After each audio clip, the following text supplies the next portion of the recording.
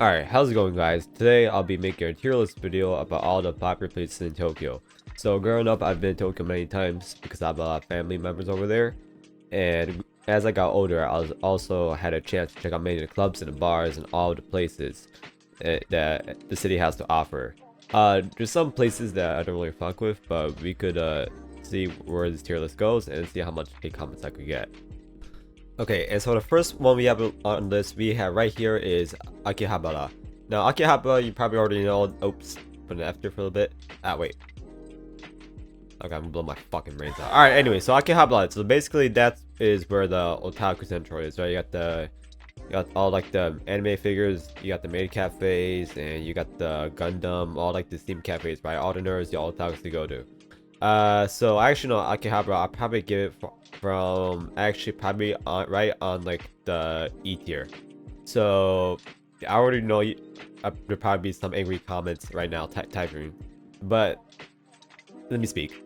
So with Akihabara, it's like a shitty shopping center. Like all like the anime figures there are overpriced, and you can like get like better stuff and cheaper stuff in other areas such as Ikebukuro or any other secondhand store. Like it's just a giant tourist trap. It's not worth going there at all. Along with that, you see a bunch of sweaty ass dudes because if you go in the summer, it's like fucked. It's like a zombie apocalypse in there. So yeah, right up next we have Kabukicho. Now Kabukicho, that's where the Shinjuku Ward is, and that's where you probably see all like the homeless Toyoko kids, and you see all the host clubs and the hostess clubs. Personally, I actually haven't really been to any of the clubs or the bars there. I've only walked around there at night. But when it comes to like that vibe and atmosphere of that place, I'll definitely give this place somewhere around like an A tier. There are a lot of scams over there, such as like the touts that are like try to get you over to their bar and all that kind of thing. Usually what happens over there is that you probably get drugged and then you'll take a credit card and run up a bunch of charges. Either that or they're trying to intimidate you and do paying for the bill. And usually some of the bars there, they're run by the Yakuza or like the Hankudo, which is like they're not a criminal organization specifically, but they're like one step level below like organized crime. And for the next part that I appreciate a lot, we're going to have Asakusa. So Asakusa is basically like a mini Kyoto, but it's in Tokyo. For me, I think it is worth a trek out there. There's a lot of tourists there, unfortunately, but like this Tokyo, so that's already a given. But with Asakusa, you could have a lot of things to do there, such as going to like the little vendors that are lined up towards a giant temple. And actually, what a lot of people don't know, a lot of tourists don't know, there's actually even like a amusement park there. I think it's like one of the oldest amusement park in Japan or something like that. I'm not 100% sure, but you could definitely check it out while you're there. Along with that, you see a lot of traditional like confectionery and all that kind of things that you could get in Asakusa if you weren't able to budget time in your itinerary to go to Kyoto. So with Asakusa, I definitely give that also an A tier. Moving on, we have Shin Okubo. Now Shin Okubo, that is basically like the Koreatown of Tokyo, but kind of calling the Koreatown is a little bit of stress because in reality Shin Okubo is just like it's just one street off of the Yamanote line. And usually in that area is a bunch of like Korean barbecue, Korean fried chicken, and of course a lot of the K-pop stuff and a lot of the Korean makeup you could buy there. It's a good place to go to if you were to have like, you know, someone with you. But other than that, I'm not really that big into like spending a whole day in just for like Korean barbecue or like K-pop stuff. And I'm saying that someone who's like a twice and like a Dreamcatcher stand, right? But also there's also like a Vietnamese town, I think, somewhere in that area, because from what I've heard in Shinokubo, it's not just like Korean people that live in that area. It's also like you have some Southeast Asian population like Vietnamese, and there's a bunch of other like supermarkets that cater towards like the Southeast Asian crowd or South Asian crowd or something like that over there. But with Shin Okubo, I'll probably give it maybe I'll probably give it like a C tier. They do have like Korean style bars and stuff there, which is like really cool to see. But other than that, like it's not a place that I would personally hang out there often because I'm not like a big Korea boo. Alright, moving on. So we have right here is Shimokitazawa. Now Shimokitazawa, that's basically like the, if I had to describe one word for this place, it's drip.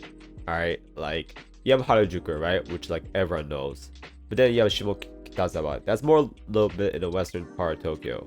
Now Shimokitazawa, now there's a lot of Japanese people that go there, but I haven't seen that many tourists go there. But you basically, it's one big neighborhood, and there's a lot of like hip cafes and restaurants you could go there. But the reason why most people go to that area is mostly to buy shopping for clothes, and usually it's like pretty good quality there. There's a lot of secondhand stores that are cheap and you could get, but there's also a lot of vintage and select shops that are like a lot more expensive, so you probably be spending a maybe equivalent like 80-90 USD equivalent for like some of the stuff you buy there. But they're actually like good stuff. It's not like some cheap like Walmart or like AliExpress stuff there, although I think there are some like stores in Shimokitazawa that basically have a bunch of the crappy AliExpress stuff that they try to upsell for like 3 times the price. But usually if you want to get like a good secondhand like a vintage place, Shimokitazawa is the way to go.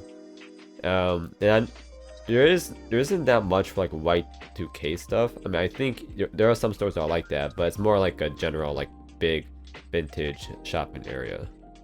And for Shimokitazawa, I'll definitely give this, I'll probably give this definitely an S tier, because not a lot of people, at least the people I've spoken to go to Tokyo, go there. Now let's go to another part. Alright, let's go to Roppongi. Roppongi, basically that's like 1 to 2 of the main clubbing areas of Tokyo. So here's the thing with Roppongi. It's like, it's a bunch of weird ass motherfuckers that go there. And I know like Shibuya, there's a lot of weird ass people too, but like, it's kind of worse because usually you have like a lot of the drunk like either tourists or like the foreigners that live there, and they're like super like horny. Like they're all trying to like fuck each other. Like everyone's trying to, like, not everyone's trying to fuck each other, but you could feel like thirst when you're there, right? Like you have like thirsty ass dudes and these pickup artists wanna be, they hang around that area. And but one good thing about Roppongi is that there's more foreigners there, and there's a lot more Japanese people there, so you have a higher chance of meeting like Japanese locals that speak English. And also it's also a bougie area too. I've only been clubbing to bars there like only 2 or 3 times. It's not really anything special. Like the music scene, all that kind of stuff, they don't really hang out in that area. That's more in Shibuya. With Roppongi, I'd probably give it, for like what it's worth, probably like a solid D. It's not all that. Like there are like better clubs and places to hang out than if one that are in Shibuya rather than in Roppongi. So yeah, and for the next part we have a Ikebukuro. Ikebukuro, if you probably know the show, that's like Ikebukuro Westgate Park. That's where like it takes place. It's in the west exit of like the station. That basically that's where all like the Chinese restaurants are. Along with that, they have a big new like anime like shopping complex that's opened there recently. I haven't been to that there yet because when I was in Japan last time, that wasn't open yet. But it is like a better place to go to for like that kind of thing than for like Akihabara. I mean, there are like maid cafes. I think there are some host clubs there in Ikebukuro there as well. I'm not 100% sure, but I definitely think Ikebukuro is more like a chilled out version of Akihabara. I mean, there's still a lot of people when you go there, but I definitely give that place a shot if you're trying to go shop for anime stuff. So with Ikebukuro, I'll probably give that definitely a B tier, right about Shinokubo. Alright, then let's go on to some of the other parts. Let's have Harajuku. Now Harajuku, man, like, so like here's my take of Harajuku, right? It's like you could buy good stuff there, and you do see some fashionably well-dressed people dressed out. But think of Harajuku, it's like I know people say like in the past Harajuku is better. I'm not gonna compare, because you know, obviously wasn't old enough to experience that kind of thing. But the thing of Harajuku is like it's also like kind of like another like tourist trap, and what I mean by that is like there was like a Takashita Dori, which is like the street which is after Harajuku Station. And honestly, that place, like most of the clothing stores in Takashita Dori, which most of the tourists go to, is super crowded. Yeah, honestly, aren't really that interesting at all. Like there's like a small handful, like 3 or 4 shops that are like worth going to. Because I remember there's one place called Yellow House, and dude, the lady that works there, she reminds me of Edna from The Incredibles. Like she like judges you and says, oh yeah, this fits you, not this doesn't look good on you, and like it's kind of like a Haitian session, and some on Google Maps kind of said that. But with her, she buys like really unique stuff, and she has like Japanese like rock artists and visual K VK artists go and they buy stuff from her. And usually, her shop's in the lower area of this one building, and also around that building too. There's a couple other unique clothing stores that kind of a similar theme as her. But aside from that, Harajuku, like Takashita Street, it's not like it is I haven't like I think I've probably about maybe 2 or 3 stores there. It's not really like that interesting. Like it's not like Shimokitazawa. You can't buy vintage shopping, at least in that part. It's like very over touristy, and a lot of the shops that do sell stuff there, it's mostly like AliExpress stuff. I mean, there are like, if you go in the back alley or like some of the side alleys off of Takashita Street, you can find some really unique clothing stores there, and not a lot of people really go there. But on the main street of Takashita Street, it's like it's not worth it. It's super crowded. None of like the clothing stores are most of the clothing stores are not really high quality. And honestly, it's just like I know it's kind of mid. It's kind of mid. So Harajuku, I'd probably give this definitely more of like I'll give it a C tier because they have some interesting stores there. Not all of them though. Most of them are pretty garbage. Now let's go to the second part that most tourists don't know, and that's Ura Harajuku. Now Ura Harajuku, that's like the eastern part of like Harajuku. So there's actually kind of 2 parts. There's Harajuku, right, which is mostly known for Takashita Street. Then there's Ura Harajuku, which is like the street east of Takashita Street, and you cross the road, and that's Ura Harajuku. Now Ura Harajuku, that's where all like the select shops, that's where like the boutiques and all like the good stuff is, right? Now that place is kind of like Shimokitazawa, but less busy. But Ura Harajuku, if you want to get like niche stuff, like niche like punk stuff, niche like Y2K stuff, niche like I don't know, like all that kind of thing, then I highly recommend Ura Harajuku. And also, if you're gonna go there, I recommend checking out this one mall called La Forêt, which is basically like a 4, 6, 7-story mall. And usually in that area, they have a lot of pop-ups. They have a lot of like niche clothing stuff that you can buy there, and it's like good quality. The only problem is if you go to La Forêt, some of the employees they kind of try to like badger you to buy it, to like, and they try to like hype you up to buying some stuff from it. But just like avoid that part. We're in Harajuku though. You can find some like really like cool Americana or military fatigues or punk stuff, or like grunge wear, that kind of stuff, or like hip hop wear, vintage hip hop stuff. That's where Ura Harajuku. That's like probably like one of the best places to go shopping or drip. So for Ura Harajuku, I definitely get this definitely an S tier for that. Then let's go to a couple other areas. All right, so let's have a Golden Gai. The Golden Gai, that is like an area you probably seen a lot of videos like around Japan, or a lot of vlogs about Golden Gai. It's basically like the people call like cyberpunk. I mean, I think cyberpunk is kind of a little bit too close. It's just like a bunch of like small bars like bunched in together in like this really small area. I think it's like about over 100 bars. I think a little bit more over than that.